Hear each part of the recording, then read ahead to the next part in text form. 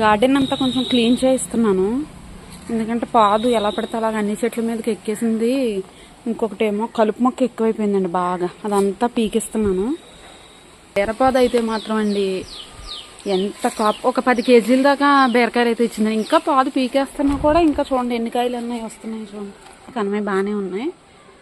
కొత్త మొక్కలు అయితే పెట్టుకుందాం. కొన్ని కొత్త మొక్కలు పెట్టానండి. కలుపు వల్ల ఆ మొక్కలకు కూడా చీడ అనేది పట్టేస్తుంది, ఏ మొక్కని ఎదగనివ్వట్లేదు. అందుకని మళ్ళీ కొత్తగా క్లీన్ ఈ మొక్క ఏంటో చెప్పండి అని చెప్పాను కదండి. ఇది కందులు మొక్క.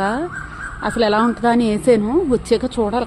కందికాయలు కాసాక చూద్దాము. ఎక్కువగా కందికాయలు ఉడకబెట్టుకుని తింటాము. వచ్చాక చూస్తాను. కందులు మొక్క అండి ఇది.